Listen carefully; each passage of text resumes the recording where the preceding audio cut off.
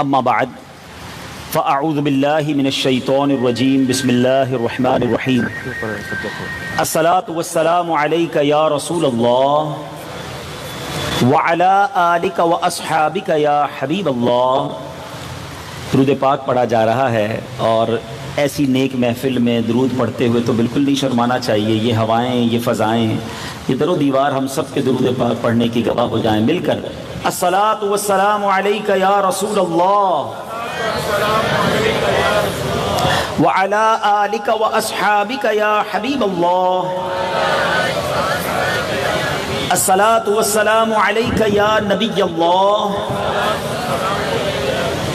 وعلی آلک واصحابک یا نور اللہ۔ سب سے پہلے میں جناب الحاج یعقوب تابانی صاحب، حمزہ تابانی بھائی، ان کی پوری فیملی کو دل کی گہرائیوں سے مبارکباد پیش کروں گا کہ ہر سال کی طرح اس سال بڑی محبت، بڑے پیار اور عقیدت سے یہ اللہ اور اس کے رسول کے ذکر کی اس محفل کو سجاتے ہیں۔ اور سبحان اللہ، ختم قرآن کی جو محفل ہوتی ہے یاد رہے وہ بڑی بابرکت ہوتی ہے۔ علماء فرماتے ہیں کہ جہاں ختم قرآن ہوتا ہے وہاں خاص اللہ کی رحمتوں کا نزول ہوتا ہے۔ دعاؤں کی قبولیت کے جو اوقات کتابوں میں لکھے ہیں اس میں بھی ختم قرآن کے بعد جب دعا مانگی جائے تو وہ دعاؤں کی قبولیت کا وقت ہوتا ہے۔ تو آج انشاءاللہ یہاں ہم جمع ہیں، بیان کے بعد انشاءاللہ جب دعا ہوگی تو سب نے ضرور اس میں اپنے ہاتھوں کو اٹھانا ہے کہ خاص قبولیت کی دعا کا وقت ہے۔ اللہ اس فیملی کو، اس گھرانے کو، اس محفل کی خوب برکت عطا فرمائے، نظر بد سے بچائے اور قرآن پاک کے ہر حرف کے بدلے ان کے خاندان پر رحمتوں کا نزول فرمائے۔ ماشاءاللہ قبلہ جمیل راٹھور صاحب بھی ہمارے درمیان ہیں، عالمی شہرت یافتہ ماشاءاللہ مبلغ اسلام ہیں، دنیا بھر میں یہ بھی سفر کرتے ہیں۔ اور کبھی کبھی واقعی کچھ مواقع ایسے ہوتے ہیں جب بیان کرنا کچھ مشکل ہو جاتا ہے، تب اس طرح کی ہستیاں ساتھ ہوں۔ اللہ نے ان کو بڑا کمال دیا ہے، ان کی خاص طور پہ جو ان کی تلاوت ہے، ان کی دعا کا انداز ہے، اللہ ان کی آواز میں اور برکتیں نصیب فرمائے۔ درود پاک پڑھنے کے بے شمار فضائل و برکات ہیں۔ نارملی ہم درود پاک کے بارے میں بہت سنتے ہیں کہ اس کی یہ فضیلت ہے، یہ فضیلت ہے، دنیا میں برکت ہے، آخرت میں برکت ہے، بالکل ٹھیک ہے، مگر آج تصویر کا ایک دوسرا رخ میں نے بیان کرنا ہے۔ اور اس حدیث پاک کو جو میں نے بیان کرنا ہے اس سے ایک نہیں، ایک ہی حدیث سے 3 بہت ہی اہم چیزوں کی ہمیں اویئرنس ہوگی کہ اس کی امپورٹنس کتنی زیادہ ہے۔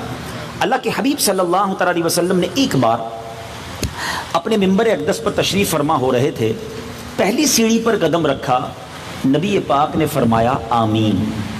دوسری سیڑھی پر قدم رکھا، پیارے آقا نے فرمایا آمین۔ جب تیسری سیڑھی پر قدم رکھا تو سرور کونین علیہ الصلوۃ والسلام نے پھر فرمایا آمین۔ صحابہ کرام کا کمال یہ تھا رضوان اللہ تعالی علیہم اجمعین، جب بھی وہ کوئی ان یوزول تھنگ، کبھی بھی نبی پاک میں کوئی غیر معمولی عمل دیکھتے تھے جو نارمل روٹین سے ہٹ کر ہوتا تھا، وہ فوراً کویسچن کر لیتے۔ تو پیارے آقا نے صحابہ نے سوال کیا کہ یا رسول اللہ صلی اللہ تعالی علیہ وسلم، یہ آپ نے ہر سیڑھی پر آمین کیوں کہا؟ کچھ ہمیں ہوتا ہوا بھی نظر نہیں آیا۔ اللہ اکبر۔ اب نبی پاک علیہ الصلوۃ والسلام نے جو ارشاد فرمایا ذرا غور سے سنیے۔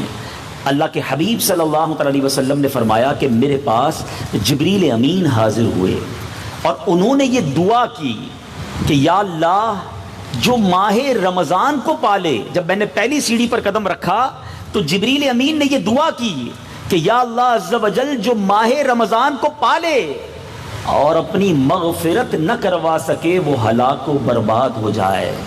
میں نے اس دعا پر آمین کہی۔ ذرا غور کیجیے، یہ دعا کون کر رہا ہے؟ جبریل امین۔ ہی از اے لیڈر آف اینجلز۔ یہ صحابہ، یہ تمام فرشتوں کے سردار ہیں۔ اور آمین کون کہہ رہا ہے؟ جو نبیوں کے سردار ہیں، جناب رحمت للعالمین صلی اللہ علیہ وسلم۔ اس کا مطلب کیا ہوا کہ اب اس دعا کی قبولیت میں کوئی ڈاؤٹ نہیں ہے، کنفرم۔ یعنی جس نے رمضان کو پایا اور اس میں ایسے اعمال نہ کر سکا، اللہ کو راضی نہ کر سکا، تو وہ ہلاک و برباد ہو جائے گا۔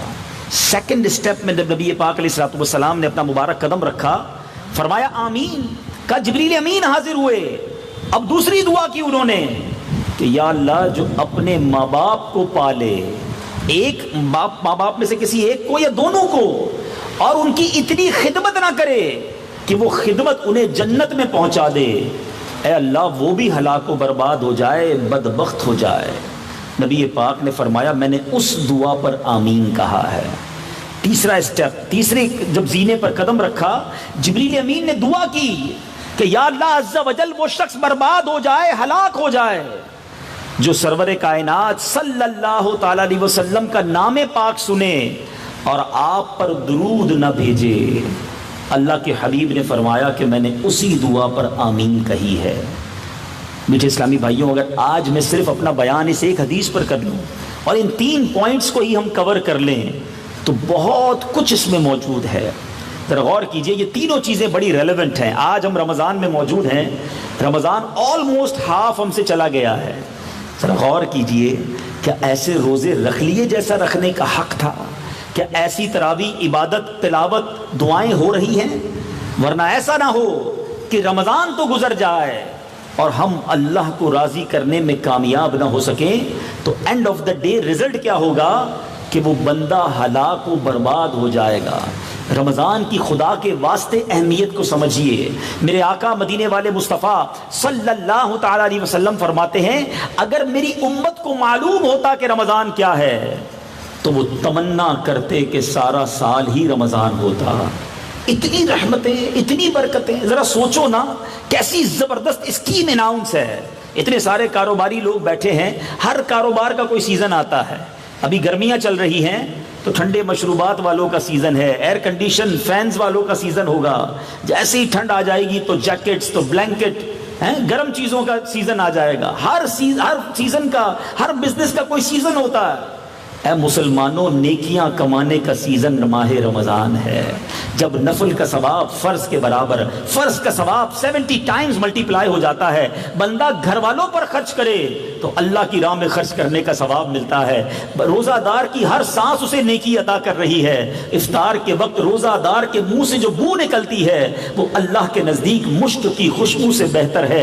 افطار کے وقت روزانہ 10 لاکھ گناہ گار جہنم سے آزاد کیے جا رہے ہیں۔ ماہ رمضان کی راتوں میں اللہ اکبر، میں اور آپ سارا سال اللہ کی بارگاہ میں عرض کرتے مولا ہماری پکار سن لے، ہماری توبہ قبول کر لے، مگر رمضان کی کیا بات ہے۔ رمضان کی رات آتی ہے، روزانہ رات رحمت کا فرشتہ ندا دیتا ہے کوئی مانگنے والا کہ اس کی مراد پوری کر دیں، ہے کوئی توبہ کرنے والا اس کی توبہ قبول کریں۔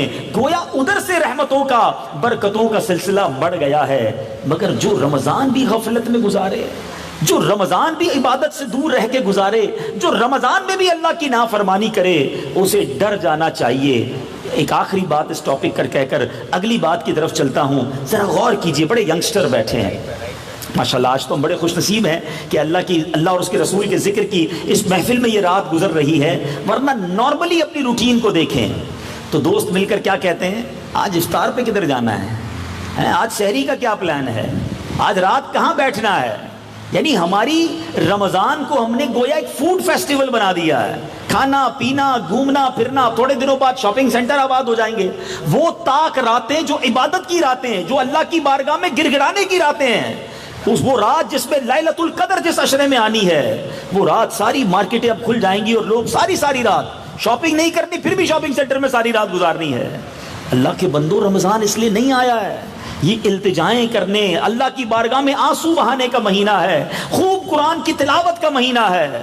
مگر انفارچونیٹلی آج ہمارا رمضان ان چیزوں میں گزر رہا ہے۔ اویئر ہو جائیے، پریپیئر ہو جائیے، آدھا رمضان باقی ہے۔ میں اپنے رمضان پر غور کروں تو صرف سستی، کاہلی اور غفلت ہی نظر آ رہی ہے، اور اگر اسی طرح رمضان گزرا تو کہیں اللہ کی رحمت سے محروم نہ رہ جائیں۔ آئیے اب اگلے جو دن ہیں اس کے لیے فوکس کیجئے، عبادت کیجئے، تلاوت کیجئے اور خوب نیکیوں کی طرف آ جائیے۔ دوسری بات جس بات پر نبی پاک علیہ الصلوۃ والسلام نے آمین کہی کہ جو ماں باپ کو پالے اور اپنی مغفرت نہ کروا سکے، اٹ مینز اپنے ماں باپ کی اتنی خدمت نہ کی کہ وہ خدمت اسے جنت میں پہنچا دے، تو ایسا شخص ہلاک و برباد ہو جائے۔ آج ہم میں سے کئیوں کے ماں باپ حیات ہیں، مگر ہم سوچیں ہم ماں باپ کی کتنی خدمت کر رہے ہیں، کیا ماں باپ ہم سے راضی ہیں؟ حدیث پاک میں میرے آقا فرماتے ہیں جس کا مضمون ہے ماں باپ کی رضا ہی میں رب کی رضا ہے۔ یعنی جس کے ماں باپ راضی اس سے اس کا رب راضی، جس کے ماں باپ اس سے ناراض اس سے اس کا رب ناراض۔ خدا را سوچئے کہ ہم اپنے ماں باپ کو راضی کر رہے ہیں یا ماں باپ کو دکھی کر رہے ہیں۔ آج بات بات پر بیٹا جو ہے ماں باپ پر شاؤٹ کر رہا ہوتا ہے کہ آپ کو نہیں پتا میری اپنی لائف ہے، میں زندگی گزارنا جانتا ہوں، آپ پرانی باتیں کرتے ہیں۔ نہیں میرے میٹھے اسلامی بھائیوں، ماں باپ سے اس طرح بات نہ کیجیے۔ یہ وہ ہستیاں ہیں خدا کی قسم جن کے ماں باپ چلے گئے، ان سے پوچھو آج بڑے یاد آتے ہیں، اگر ہے نا تو ان کی خدمت کر لو، ان کی دعائیں دے دو۔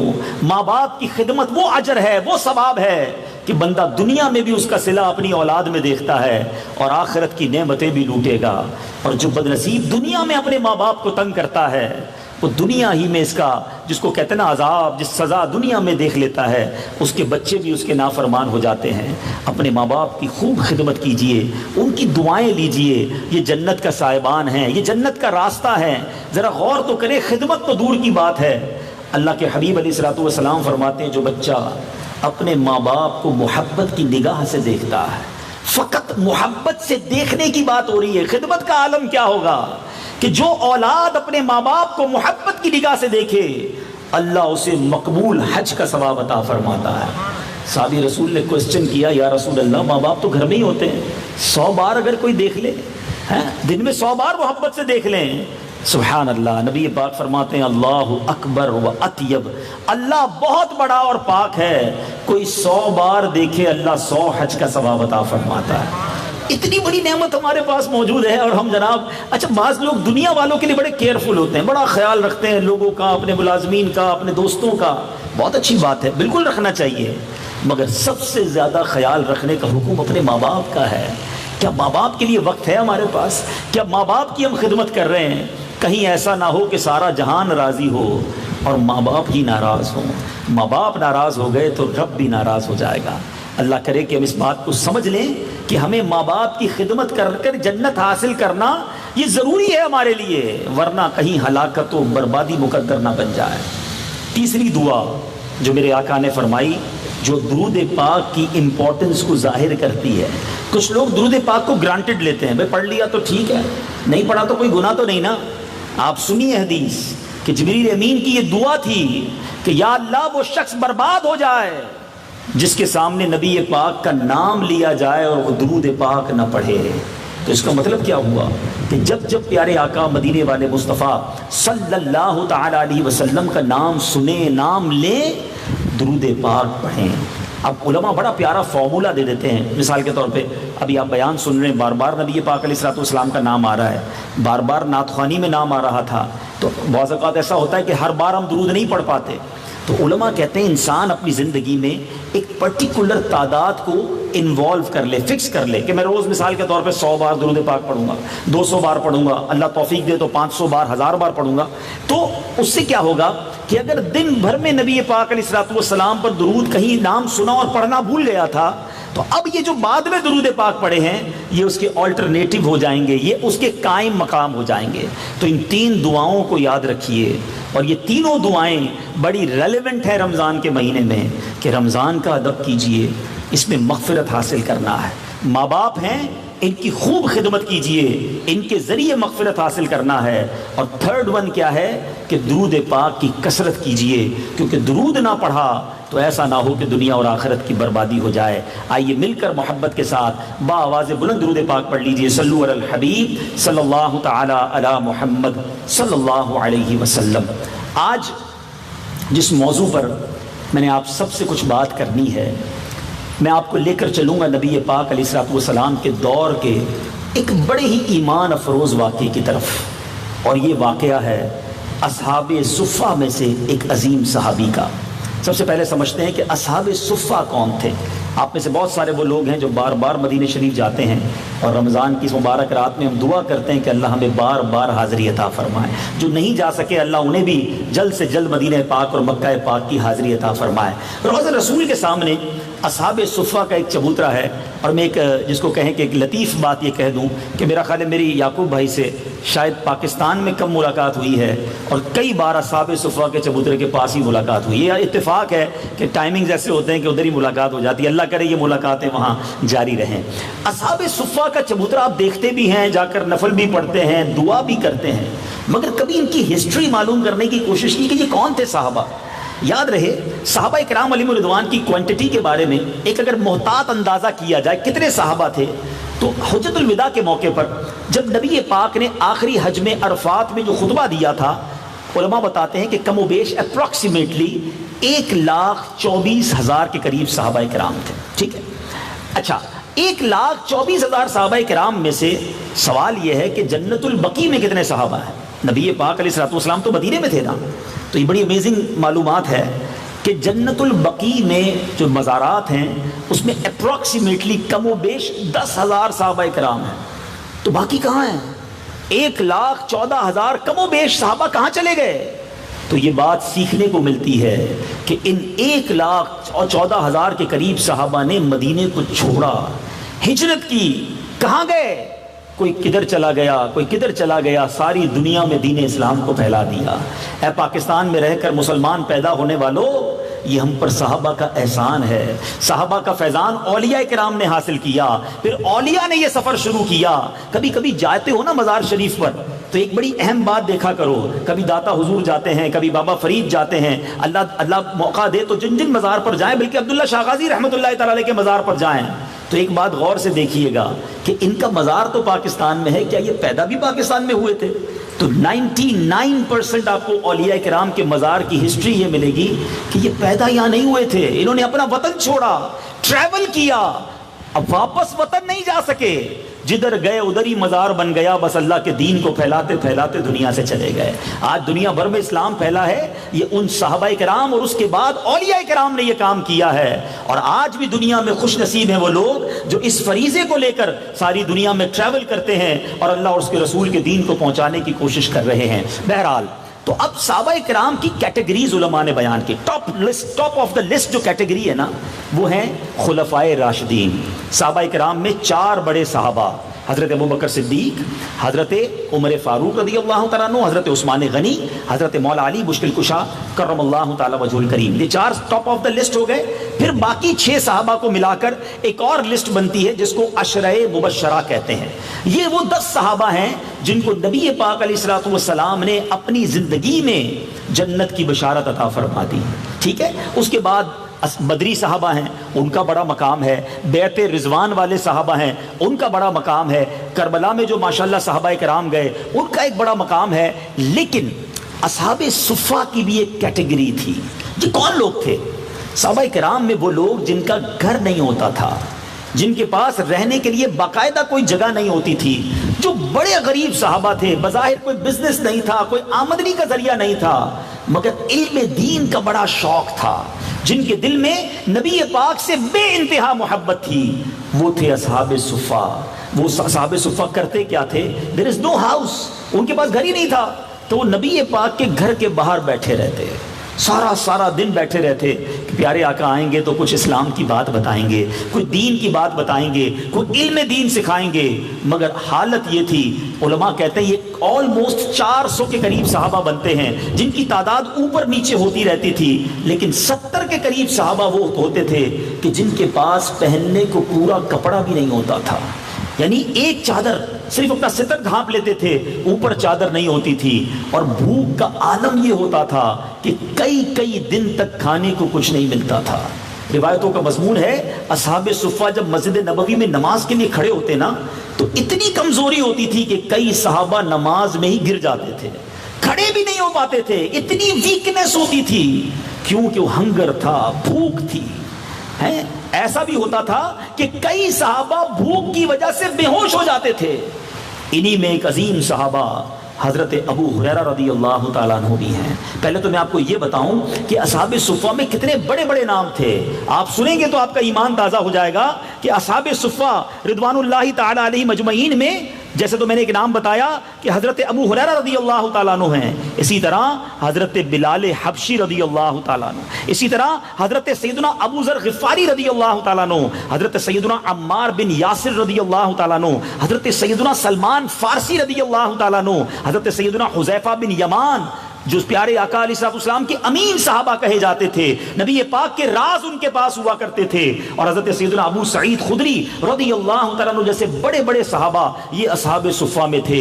द मोस्ट हम जिनको कह सकते हैं गुर्बत वाली ज़िंदगी गुजारने वाले हज़रत अबू हुरैरा रज़ियल्लाहु तआला अन्हु का तो वाक़या भी बड़ा निराला है। एक बार नबी पाक अलैहिस्सलाम के पास आए, अर्ज़ करते हैं हुज़ूर मैं आपकी बातें तो सुनता हूँ, मुझे याद नहीं रहता है, आप जो फरमाते मैं भूल जाता हूँ। अब जरा गौर कीजिए, डॉक्टर्स भी बैठे हैं, याददाश्त जो है ना कोई बंदा बज़ाहिर किसी को दे नहीं सकता, उसकी मेडिसिन तो होती हैं, अगर बहुत ज़्यादा किसी की भुलक्कड़ की आदत हो तो वो डायमेंशिया की तरफ चला जाता है, वरना नॉर्मली हम बच्चे को कहते हैं भाई बादाम वगैरह खाया करो, नट्स खाया करो तो थोड़ा सा याददाश्त मजबूत हो जाएगी। मगर सहाबा का अकीदा देखें, उनका बिलीफ देखें, उनका ईमान देखें, उनको जो चाहिए होता था वो रसूल पाक की बारगाह में हाजिर हो जाते, और उन्हें ये मालूम था नहीं सुनता ही नहीं मांगने वाला तेरा, जो मांगना है नबी पाक अता फरमाएंगे। हज़रत अबू हुरैरा कहते हैं या रसूल अल्लाह मुझे याद नहीं रहता है, मैं आपकी बातें सुनता हूँ भूल जाता हूँ। अल्लाह के हबीब ने फरमाया ए अबू हुरैरा अपनी चादर को खोलो। कहते मैंने अपनी चादर खोली, नबी पाक ने एक मुट्ठी मेरी चादर में डाल दी, मैं देख रहा हूँ मुट्ठी में कुछ नहीं है, नज़र कुछ नहीं आ रहा है। अल्लाह के हबीब ने मुट्ठी मेरी चादर में खोल दी, कहा अबू हुरैरा अब इस चादर को सीने से लगा लो। हज़रत अबू हुरैरा का ईमान देखें, प्यारे आका से कहा नहीं कि हुजूर डाला तो कुछ नहीं है, इसमें तो कोई चीज़ नहीं है, चादर को सीने से लगाऊंगा तो क्या हो जाएगा। सहाबा जानते थे कि दो जहां की नेमतें हैं, इनके खाली हाथों में सीने से वो चादर लगाते हैं। जैसे ही चादर लगाते हैं हज़रत अबू हुरैरा कहते हैं वो दिन है, आज का दिन है, प्यारे आका की कोई बात नहीं भूलता हूं, जो नबी पाक फरमाते हैं कंप्यूटर की तरह।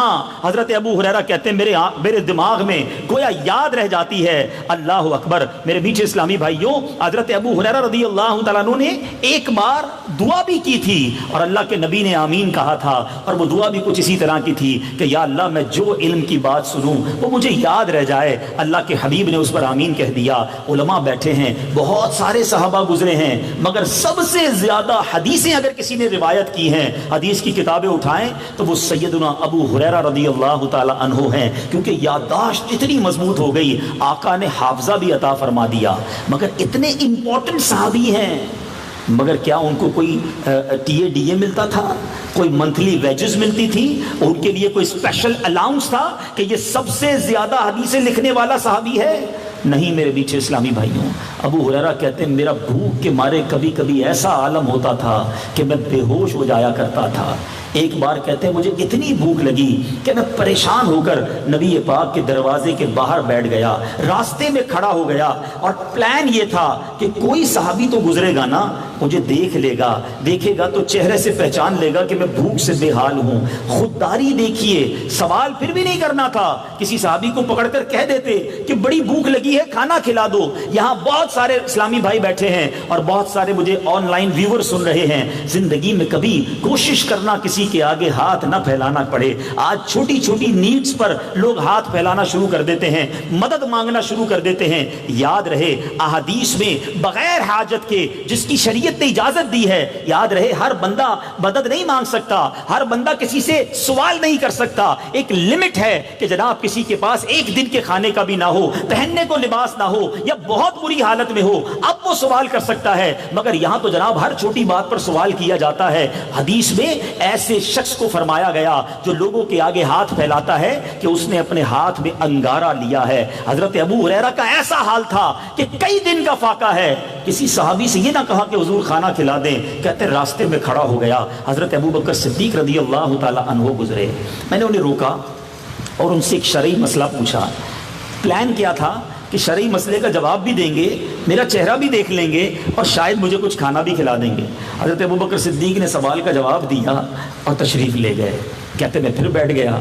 अब नबी पाक सल्लल्लाहु अलैहि वसल्लम तशरीफ़ लाए। जब आका अलैहिस्सलातु वस्सलाम तशरीफ़ लाए और मेरा चेहरा देखा, आका तो दिलों का हाल भी जानते हैं ना, नबी पाक मुस्कुराए और फरमाया ए अबू हुरैरा मेरे साथ चलो। اپنے گھر لے گئے. بھوک سے برا حال ہے. ذرا سوچئے گا, آج افطار سے پہلے جو کیفیت تھی نا, ابھی تو آپ کھانا وانا کھا کر آئے ہیں, تھوڑا انڈرسٹینڈ کرنا مشکل ہوگا, مگر افطار سے پہلے ہمارا حال کیا ہوتا ہے جب ہم 14-15 گھنٹے کا روزہ رکھ رہے ہیں, اور یہ کئی دن کے فاقے سے تھے. حضرت ابو ہریرہ گھر جاتے ہیں پیارے آقا علیہ الصلوۃ والسلام کے. نبی پاک علیہ الصلوۃ والسلام نے بی بی عائشہ صدیقہ رضی اللہ تعالی عنہا سے پوچھا, اے عائشہ گھر میں کھانے کو کچھ ہے؟ اب ذرا غور کیجئے, یہ کس کا گھر ہے؟ یہ وہ عظیم ہستی ہیں جن کے بارے میں ہم ایک جملہ کہتے ہیں, وجہ تخلیق کائنات, the reason of the all creation, جن کی وجہ سے یہ کائنات بنی ہے. رب فرماتا ہے اے محبوب تجھے نہ بناتا تو یہ دنیا ہی نہ بناتا. مگر ہاں, اب ذرا غور کیجئے کہ نبی پاک علیہ الصلوۃ والسلام ریاست مدینہ کے والی, بلکہ ساری کائنات کے والی ہیں, مگر گھر میں بی بی عائشہ کہتی ہیں حضور کھانے کو کچھ نہیں ہے. یہ کیسا سادگی والا ماحول تھا. اللہ کے حبیب کی زوجہ محترمہ کہتی ہے ہماری امی حضور کہ ابھی ایک صحابی آئے تھے اور دودھ کا پیالہ دے کر گئے ہیں. ایک دودھ کا پیالہ ہے گھر میں. اللہ کے حبیب علیہ الصلوۃ والسلام نے ابو ہریرہ رضی اللہ عنہ سے فرمایا, اے ابو ہریرہ جاؤ سارے اصحاب صفہ کو لے کر آ جاؤ. آپ حضرت ابو ہریرہ کہتے ہیں بھوک مجھے لگی ہے, پیالہ ایک ہے, میں خود ہی پی جاؤں بڑی بات ہے, 70 صحابہ کو لے کر آؤں گا, مجھے کیا ملنا ہے؟ مگر نبی پاک تو سب کے آقا ہے نا, فرمایا ابو ہریرہ سب کو لے آؤ. کہتے ہیں میں سب کو لے آیا. اب پیارے آقا علیہ الصلوۃ والسلام نے فرمایا, اے ابو ہریرہ باری باری سب کو دودھ پلاؤ. اب اگر آپ کو بھوک لگی ہو, شدید بھوک لگی اور کوئی کہے جناب آپ دوسروں کو کھانا کھلائیں, بندہ کہے پہلے میں نے تو کھلا دے بھائی. اب حضرت ابو ہریرہ کہتے ہیں آرڈر تھا نبی پاک علیہ الصلوۃ والسلام, میں ایک صحابی کے پاس جاتا, ہو سکتا ہے اس وقت سیدنا ابو ہریرہ رضی اللہ تعالیٰ عنہ کے دل میں یہ بات آتی ہو کہ یہ دودھ کا پیالہ تو پہلے ہی ختم کر دینا ہے, میری باری کیا آنی ہے. مگر وہ صحابی دودھ کے لیے پیالہ منہ سے لگاتے, پیٹ بھر کر دودھ پیتے, ایک قطرہ بھی دودھ کا کم نہ ہوتا. دوسرے صحابی کو پیش کیا, تیسرے کو پیش کیا, چوتھے 10 20 40 70 کے 70 صحابہ نے دودھ پیا, مگر دودھ کا پیالہ ویسے کا ویسے ہی ہے. اب حضرت ابو ہریرہ نبی پاک کی بارگاہ میں آئے اور پیارے آقا سے عرض کرتے حضور اب میں رہ گیا ہوں اور آپ رہ گئے ہیں. پیارے آقا نے فرمایا ابو ہریرہ دودھ پیو. کہتے بڑی بھوک تھی, بسم اللہ پڑھی اور میں نے دودھ پینا شروع کیا, اور جس کو کہتے ہیں نا پنجابی کے ساتھ رچ کر پیا, پیٹ بھر کر پیا, دودھ پی لیا. آقا فرماتے ابو ہریرہ اور پیو. کہتے پھر منہ سے لگایا پیالہ, پھر پیا. پیارے آقا نے تیسری بار فرمایا ابو ہریرہ اور پیو. کہتے میں نے تیسری بار بھی پیا, اور اب جب چوتھی بار نبی پاک نے فرمایا ابو ہریرہ اور پیو, تو میں نے عرض کی حضور بس اب میرا پیٹ بھر گیا ہے, اب مجھے گنجائش نہیں ہے. تو اے میرے میٹھے اسلامی بھائیوں, پھر اب نبی پاک نے کیا کیا, اللہ کے حبیب نے وہ دودھ کا پیالہ لیا اور نبی پاک بسم اللہ پڑھ کر اپنا پیالہ خود نوش فرما گئے. اب سیکھنے کو کیا ملا ذرا سمجھیے گا. اس واقعے میں ایک بات تو ہمیں یہ سیکھنے کو ملی کہ اللہ کے حبیب کے معجزات کیسے ہیں. دودھ کے پیالے سے ایک قطرہ کم نہیں ہوتا جب تک 70 کے 70 صحابہ دودھ نہ پی لیں. اور میرے آقا ایسا عظیم معجزہ دکھائیں اور بریلی کے تاجدار کا قلم خاموش رہ جائے, یہ ہو نہیں سکتا. امام عشق و محبت, مجدد دین و ملت, پروانہ شمع رسالت سیدی اعلیٰ حضرت کیا خوبصورت بات لکھتے ہیں. بلکہ آپ تو ابو ہریرہ رضی اللہ تعالیٰ سے ڈائریکٹ کوسچن کر رہے ہیں. لکھتے ہیں کیوں جناب ابو ہریرہ, تھا وہ کیسا جام شیر. شیر کہتے ہیں دودھ کو, جام پیالے کو. اے ابو ہریرہ ذرا بتاؤ تو صحیح وہ دودھ کا پیالہ کیسا تھا. کیوں جناب ابو ہریرہ, تھا وہ کیسا جام شیر جس سے 70 صاحبوں کا دودھ سے منہ پھر گیا. اللہ اکبر. یہاں نبی پاک کا یہ معجزہ تو پتا چلا, مگر جو آج میرا موضوع ہے, اب میں اپنے بیان کو کنکلوژن کی طرف لانے والا ہوں, ذرا توجہ دیجئے گا. صحابہ کرام کا حال یہ ہے کہ کئی دن کے بھوکے ہیں. نبی پاک کے گھر کا حال یہ ہے کہ ایک دودھ کے پیالے کے سوا گھر میں کھانے کو کچھ نہیں ہے. مگر کیا کبھی کسی نے کسی صحابی کی زبان سے یہ جملہ سنا کہ اے اللہ ہم تیرے نبی کے ساتھی ہیں, اتنی دین کی خدمت کر رہے ہیں, ہم ساتھ دینے والے لوگ ہیں, جانے قربان کرنے والے لوگ ہیں, مگر مولا تو نے کھانے کو نہیں دیا, تو نے پہننے کو نہیں دیا, اے مولا ہمارے پاس تو گھر بھی نہیں ہے. نہیں میرے میٹھے اسلامی بھائیوں, وہ اس حال میں بھی راضی رہتے تھے, وہ اس حال میں بھی اللہ کا شکر ادا کرتے تھے, ہر حال میں صابر رہا کرتے تھے. مگر آج میں اور آپ اپنی لائف پر غور کریں, تھوڑا سا کاروبار ڈاؤن ہو جائے, تھوڑا سا نقصان ہو جائے, تھوڑی سی مارکیٹ ڈاؤن ہو جائے, تھوڑی مہنگائی آ جائے, حالانکہ ہمارے گھر میں اتنا کھانا ہے کہ ہم کئی دنوں تک کھا سکتے ہیں. ماشاءاللہ یہاں کئی لوگ تو وہ ہیں جن کے بینک اکاؤنٹس بھرے ہیں, جن کی کبڈز بھری ہیں, فریج بھرے ہیں, مگر اس کے بعد بھی چہرے پر مایوسی ہے. جب بیٹھو بھائی کیا حال ہے, ارے بھائی بڑا مندہ ہے, آج کل تو بالکل کاروبار نہیں ہے, بڑا ڈاؤن ہے, بڑی تکلیف میں ہوں, اب تو جینا مشکل ہو گیا ہے. اللہ کے بندو ایسی باتیں نہ کرو. اللہ نے مجھے اور آپ کو کروڑوں سے اچھا بنایا ہے. اللہ قرآن میں فرماتا ہے لَإِن شَكَرْتُمْ لَأَزِيدَنَّكُمْ, تم میرا شکر ادا کرو میں تمہیں اور عطا کروں گا. ٹھیک ہے کبھی کے دن بڑے کبھی کی راتیں بڑی, اگر آپ کسی تکلیف میں ہیں اس کے باوجود اللہ نے مجھے اور آپ کو کروڑوں سے زیادہ اچھا بنایا ہے. آج زبان پر ناشکری کبھی بھی نہ آنے دیجئے. اللہ شکر گزار بندوں کو عطا فرماتا ہے. الحمدللہ رب العالمین علی کل حال, اللہ کا ہر حال میں شکر ادا کرنے والے بندے بنیے. ذرا غور تو کیجئے, اتنے سارے لوگ بیٹھے ہیں, میں دیکھ رہا ہوں کہ کچھ ماشاءاللہ بڑے ویل آف لوگ بھی ہیں اور کچھ ہمارے ملازمین اور غریب اسلامی بھائی بھی ہیں, مگر ان دونوں کیٹیگری سے میں بات کرنا چاہتا ہوں. آپ اس وقت جیسی بھی لائف گزار رہے ہیں, آپ جیسی لائف کروڑوں لوگ گزارنے کی تمنا کر رہے ہیں, وہ خواب دیکھ رہے ہیں. ہو سکتا ہے آپ شاکڈ ہو جائیں کہ یار میں قرضے میں ڈوبا ہوا ہوں, میری جاب نہیں ہے, یا میں کرائے کے گھر میں رہتا ہوں, اور مولانا صاحب کہہ رہے ہیں کہ میری جیسی لائف گزارنے کے کروڑوں لوگ خواب دیکھ رہے ہیں. جی جناب میں پروف کروں گا. پہلے آپ شکر گزار بن جائیں. کیوں کہ جتنے بھی یہاں آئے نا اپنے پیروں پہ چل کے آئے ہیں. کئی ایسے ہیں جن کے پاس پیر بھی نہیں ہیں. آپ اور میں آج افطار میں کھانا کھا چکے ہیں. اس وقت بھی ہزاروں لاکھوں ایسے مسلمان اس دنیا میں ہوں گے جنہوں نے آج کھانا نہیں کھایا ہوگا. آپ اور میں رات گھر جا کر سوئیں گے. آج بھی کئی لوگ ہاسپٹل کے اندر بستروں پر پڑے ہوئے ہیں جن کو نالیوں سے خوراک دی جا رہی ہے. کئیوں کے گردے فیل ہو چکے ہیں, کئی کینسر کے لاسٹ اسٹیج پر پڑے ہیں, کئیوں کی ایسی بیماریاں ہیں کہ ڈاکٹر کہتے ہیں نہیں بچ سکتا. بتاؤ ان سب سے ہماری لائف اچھی ہے کہ نہیں ہے؟ اگر جو شخص کرائے کے گھر میں ہے وہ یہ کیوں سوچتا ہے کہ میں پیچھے رہ گیا اگلا آگے نکل گیا؟ ارے کچھ لوگ جھوپڑیوں میں رہتے ہیں. ارے جھوپڑی میں رہنے والا بھی شکر ادا کرے, آزاد تو ہے. لاکھوں مسلمان جیلوں کے اندر ہیں. سوچو رمضان میں کتنا یاد آتا ہوگا ان قیدیوں کو اپنے ماں باپ کے بارے میں. ان کو رمضان کی سحری افطاری کتنا یاد آتی ہوگی. تھوڑے دنوں بعد جب عید ہونی ہے, آپ اور ہم اپنے بچوں کے ساتھ عید منائیں گے, وہ قیدی کس طرح عید کے دن اپنے فیملی کو یاد کریں گے. ہر حال میں خدا کے واسطے, اللہ کے واسطے اللہ کا شکر ادا کرو. علماء فرماتے ہیں جو اللہ کی نعمتوں کا شکر ادا نہیں کرتا, ڈر ہے کہ وہ نعمت اس سے چھین لی جاتی ہے. آپ دیکھتے نہیں اچانک چلتا پھرتا کاروبار بالکل تباہ ہو جاتا ہے, بالکل فیملی خوش و خرم ہوتی ہے, تمام چیزیں آہستہ آہستہ تتر بتر ہونا شروع ہو جاتی ہیں. کہیں ایسا تو نہیں کہ ناشکری کر لی, کہیں ایسا تو نہیں کہ اپنے رب کو ناراض کر لیا. ارے ہونا تو یہ چاہیے کہ میری زبان میرا انداز ہر وقت شکر گزار ہوتا کہ یا اللہ تو نے مجھے کروڑوں سے بہتر بنایا, اے مالک تو نے مجھے صحت عطا کی, مجھے نعمتیں نصیب کی. ایک بزرگ کے پاس ایک شخص جاتا ہے, کہتا ہے حضور میرے پاس تو کچھ بھی نہیں ہے, میں کنگال ہوں, مجھے اللہ نے کچھ نہیں دیا, دوسروں کو بہت دیا ہے. کمال کے بزرگ تھے, فرماتے اللہ نے کچھ نہیں دیا. کہتے جناب کچھ نہیں دیا. فرمایا اچھا ایسا کرو تیری 2 آنکھیں ہیں, ایک آنکھ مجھے دے دو اور 10 لاکھ روپے دے دو. کہتے حضور آنکھ دے دوں گا تو اندھا ہو جاؤں گا نا. فرمایا اچھا ایک کام کرو ہاتھ دے دو, 2 ہاتھ ہیں نا, اور 10 لاکھ روپے دے دو. کہتے بغیر ہاتھ کے کیسے لائف گزاروں گا؟ کہ ٹھیک ہے 2 پیر ہیں, ایک پیر دے دو 10 لاکھ روپے لے لو. کہتا حضور لنگڑا ہو جاؤں گا. وہ ایک ایک کر کے اعضائے بدن پارٹ آف دا باڈی گنواتے گئے, وہ ڈینائی کرتا گیا. آخر میں بزرگ کہتے ہیں کمال کے شخص ہو, کروڑوں کی پراپرٹی لے کے گھوم رہے ہو, کہتے ہو اللہ نے کچھ نہیں دیا ہے. مجھے بتاؤ نا ہمارے پاس کروڑوں روپے ہوتے اور آنکھیں نہ ہوتی, وہ پیسے اچھے تھے یا آنکھیں اچھی ہیں؟ پوچھو اندھے سے. 1 سیکنڈ کے لیے جتنے لوگ ہیں نا پلیز فار اونلی 3 سیکنڈز اپنی آنکھیں بند کیجیے. سارے لوگ اپنی آنکھیں بند کر لیں, اونلی فار 3 سیکنڈز. ٹھیک ہے اب آنکھیں کھولیے. 3 سیکنڈ پہلے آپ کی آنکھوں کے سامنے کیا تھا؟ بلیک, اندھیرا تھا نا. آنکھیں کھولی تو ساری رونق ساری چیزیں پھر سامنے آ گئی. مگر ریئلائز کرو کہ جو 3 سیکنڈ آپ کی آنکھوں کے سامنے اندھیرا تھا نا, نابینا کی زندگی میں ساری زندگی کے لیے وہ اندھیرا ہوتا ہے. وہ کچھ نہیں دیکھ سکتا. اللہ نے مجھے اور آپ کو آنکھیں دی ہیں, زبان دی ہے, ہاتھ دیے ہیں, کتنی نعمتیں دی ہیں, کتنی بڑی بڑی بیماریوں سے بچایا ہے. مگر آج کمپلینز ہیں, شکوے ہیں, شکایات ہیں. خدا کے واسطے اپنی لائف کے ایک انداز کو چینج کر لیجئے.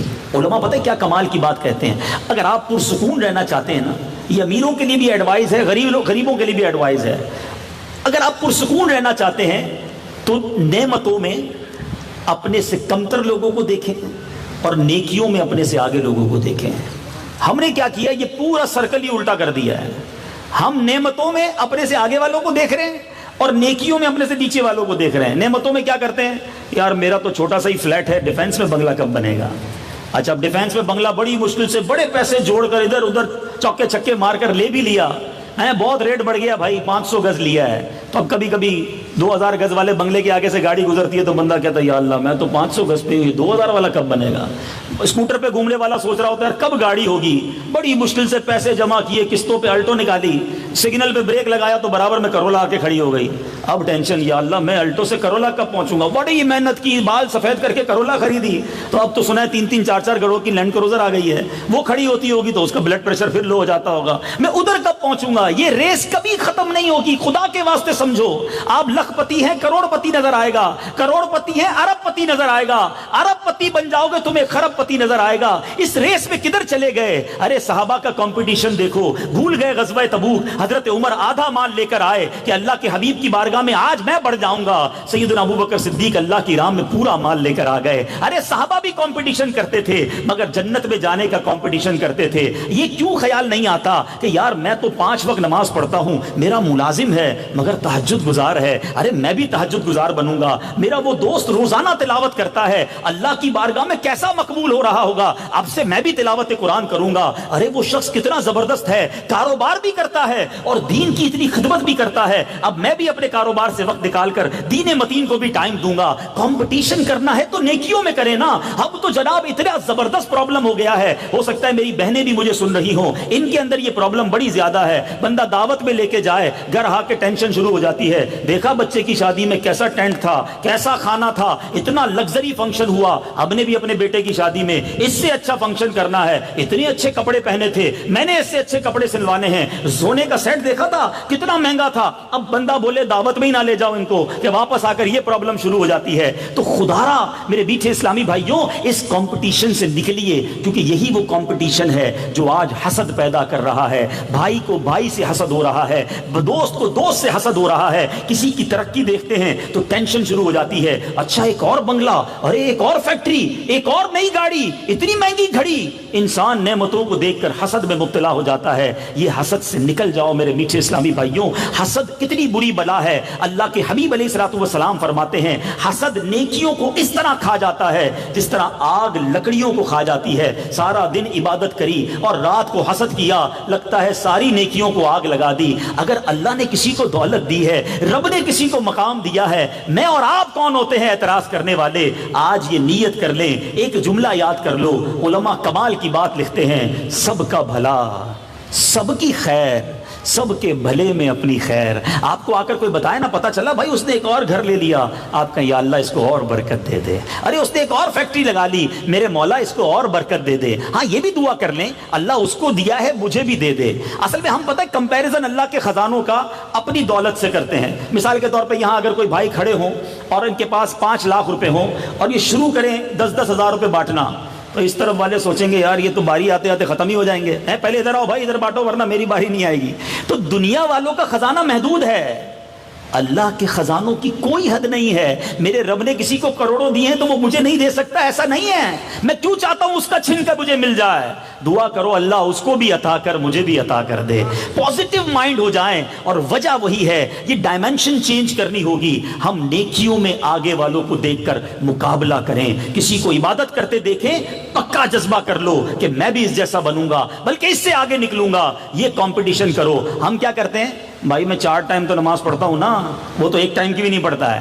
نیکیوں میں اپنے سے کم تر کو دیکھ رہے ہوتے ہیں. میں کیا کروں بھائی, تھوڑا بہت ڈنڈی مارتا ہوں, تھوڑا بہت بےمانی کا کام کرتا ہوں, وہ تو پورا ہی رشوت کا کاروبار کر رہا ہے, وہ تو 100% حرام کماتا ہے. میں صدقہ خیرات تو دیتا ہوں نا.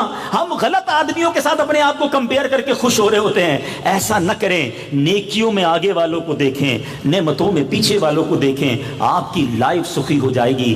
آخری میسج یہی ہے آج کے اس بیان کا, ہر حال میں اللہ کا شکر ادا کریں. آپ جس بھی پوزیشن میں ہیں, آپ سے کم تر لوگ ہیں, آپ سے زیادہ پریشان لوگ ہیں, اللہ اللہ نے مجھے اور آپ کو بہت سخی بنایا ہے۔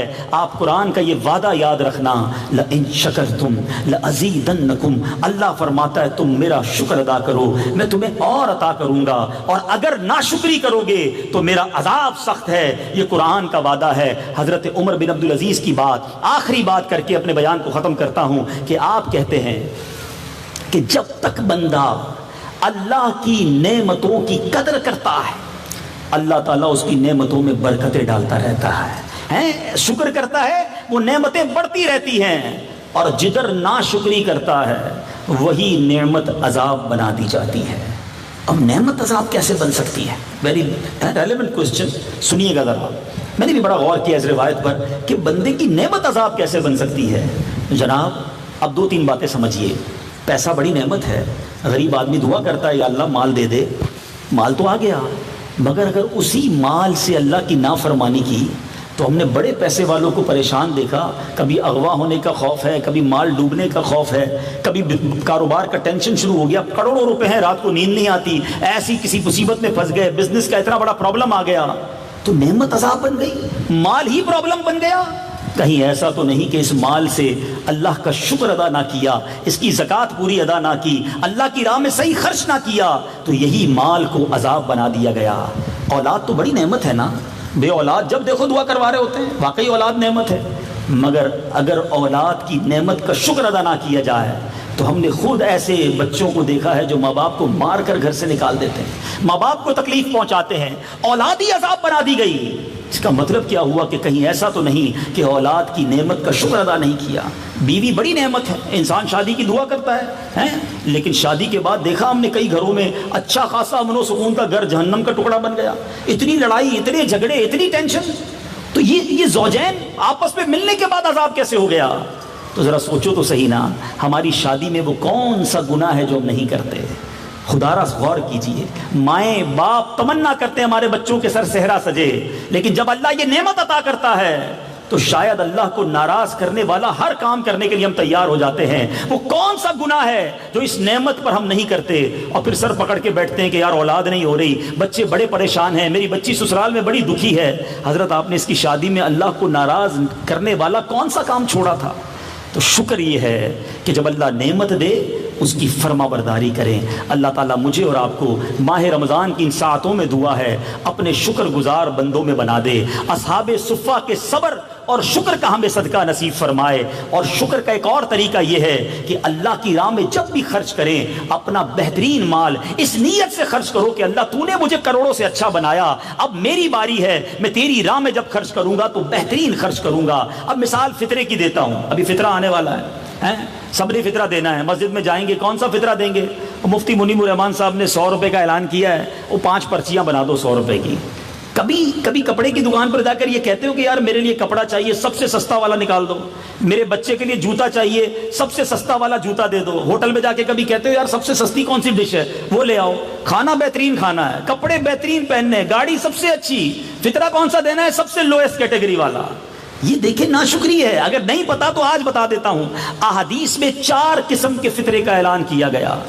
جو کے یہ گندم کا فطرہ جو آج کل ہم 100 روپے کا ہے، جو کا فطرہ، کشمش کا فطرہ اور کھجور کا فطرہ۔ اللہ نے جیسا رکھا ہے، افطار میں چاہیے اجوا کھجور اور فطرہ دینا ہے سب سے کم قیمت والا، تو ایسا نہ کرو۔ یہ بھی اللہ دل دیکھتا ہے کہ بندے کو مجھ سے محبت ہے یا مال سے محبت ہے۔ ہمارا تو حال یہ ہے کہ مسجد میں 100 روپے بھی دینے ہو نا تو پرس میں اگر 200 روپے کی نوٹیں ہیں تو جو پرانی تھوڑی سی پھٹی ہوئی ہوگی نا، بندہ کہتا ہے یہ ڈال دو مسجد کے ڈبے میں، کڑک والی رکھ لو یار، وہ بھی 100 کی ہے یہ بھی 100 کی ہے، اللہ کی بارگاہ میں دینی تو اچھی دو نا۔ لیکن بس وہ مائنڈ سیٹ بن گیا جو ہمارے کام کا نہیں ہے وہ اللہ کی راہ میں دے دو۔ تو جب بھی خرچ کریں اللہ کی راہ میں بہترین کریں، اور یہ شکرانہ ہے کہ اللہ تو نے جب مجھے کروڑوں سے اچھا بنایا تو تیری راہ میں بہترین مال خرچ کروں گا۔ زکوٰۃ دیجئے، خیرات دیجئے، صدقہ کیجئے، اس مہینے میں خوب دل کھول کر خرچ کریں۔ وہ رب کریم رمضان میں خرچ کرنے والوں کو بہت عطا فرماتا ہے۔ آپ کی زکوٰۃ، آپ کے صدقے کا بہترین استعمال یہ ہے کہ اپنے غریب مستحق رشتہ داروں کو پہلے دیجئے، فرسٹ آف آل حق ہے ان کا، پھر اپنے غریب مستحق ملازمین کو دیکھ لیں، پڑوسیوں کو دیکھ لیں، اور اس کے بعد آخری عرض یہ کروں گا کہ عاشقان رسول کی مدنی تحریک دعوت اسلامی جو ساری دنیا میں سنتوں کی خدمت کر رہی ہے، دعوت اسلامی کے 2800 سے زیادہ مدرسے ہیں، 600 سے زیادہ دارالعلوم ہیں، آل ٹوگیدر ملا کر 1,85,000 کے قریب بچے اور بچیاں بغیر کسی فیس کے قرآن پاک اور علم دین حاصل کر رہے ہیں۔ اب تک دعوت اسلامی کے مدرسوں سے 84,000 سے زیادہ حافظ قرآن بن چکے ہیں، 2.25 لاکھ سے زیادہ بچے ناظرہ قرآن پڑھ چکے ہیں۔ اللہ کی رحمت سے ہم سال کی 600 سے زیادہ مسجدیں بنا رہے ہیں، روزانہ تقریباً 20,000 لوگوں کو کھانا کھلا رہے ہیں۔ اللہ کے کرم سے دعوت اسلامی آن لائن مدرسۃ المدینہ کے ذریعے 10,000 سے زیادہ اسٹوڈنٹ کو دنیا کے 70 سے زیادہ ملکوں میں آن لائن قرآن اور علم دین سکھا رہی ہے۔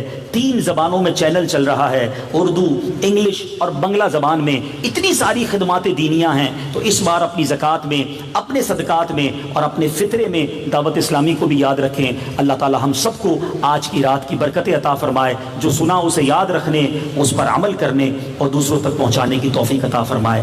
آمین بجاہ النبی الامین صلی اللہ تعالی علیہ وسلم۔